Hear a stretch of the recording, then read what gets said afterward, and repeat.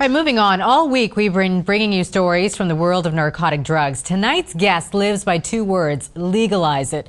That was his platform when he ran for mayor of Vancouver and when he ran for parliament. But ever since he got busted shipping pot seeds to the U.S., he's been on the run from the law, U.S. law. They desperately want Canada to turn him over. Joining us now from Vancouver, Marc Emery. Marc, thanks for joining us. I'm glad to be here. So, the question really is, what did you think would happen if you were going to ship pot seeds by mail order to the U.S.?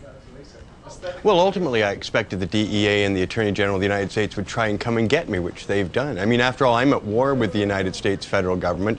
The whole idea of selling these seeds is to overgrow the U.S. federal government's war on marijuana. It's to empower the marijuana people with money, with plants, with self-sufficiency. So it's a great agenda to liberate people. It's a great agenda to upset the United States government, too. We're talking about the Bush administration here. You know that.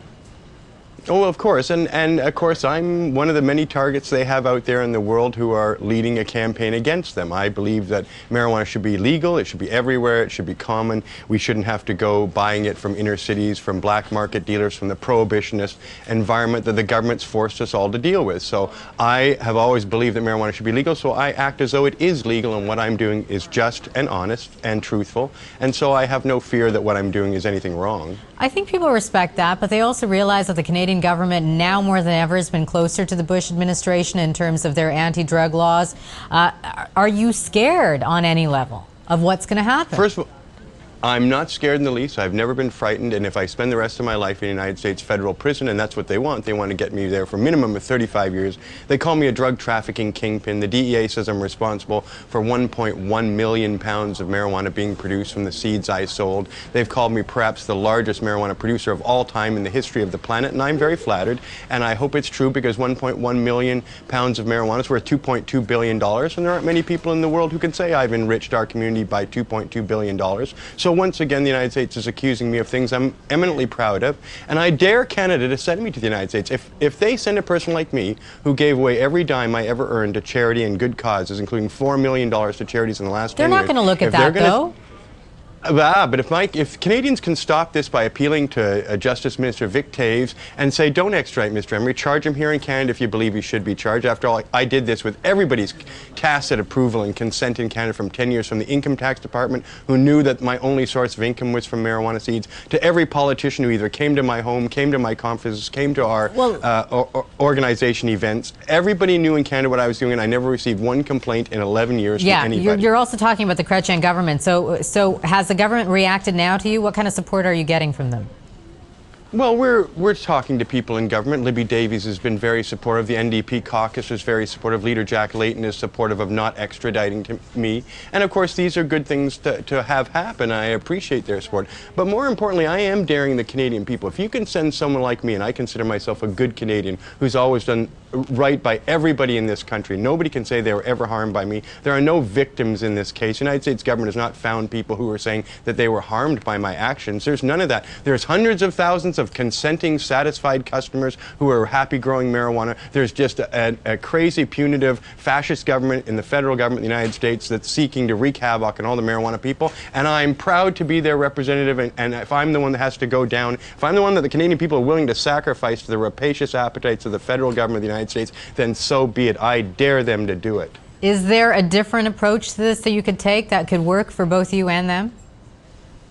No. We need confrontation. We're up against an unholy enemy in the White House in the United States and in the Congress, and it's plaguing the entire world. The entire world's being made miserable by the United States federal government. We can see it in every corner of the earth, and this is just one more corner that's battling everlong against the U.S. federal government. And until we are triumphant, this conflict will continue. How's life been for you in the last year since all these charges came about and all this happened? Terrific. The DEA has done what, of course, the opposite of their intentions. They've made me more famous, more well-known. I'm on 60 Minutes again in a couple of weeks. 60 Minutes, the audience there was 12 million viewers to see their very sympathetic story about me. I'm in editorials and media all around the world, from the Australian Broadcasting Company to the BBC. Everybody around the world is covering this story and continues to cover it as it develops. So it's given me a larger audience than ever before. It's given me a bigger group of people I can count on for support. I'm very happy, and I'm getting married in 3 days to celebrate a year to the day the DEA raid, and I'm happy to get married to my co-editor at Cannabis Culture magazine. Great. And I am feeling better than ever before. I haven't felt bad since the day they raided me. You know what happens next for you besides the wedding, though? If you lose, you're gonna fight this. If you win, are you gonna go back to selling pot?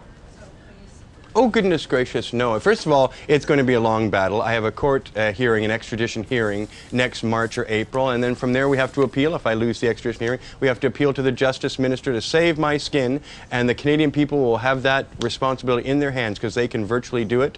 And then if I lose at that point of appeal, then I can go to the BC Court of Appeal, and if I lose there, I've lost, and away I go for the rest of my life. Canadians will never see me alive again, and so be it if that's what they want, because I have laid my cards out on the table. I've told people what I've done for this country. I consider myself a patriot. I've paid tons of taxes. I never cheated anybody of a dime. There are no unhappy people involved in this relationship except me and the United States federal government, and the United States federal government is evil, so I'm proud to have them as my enemy.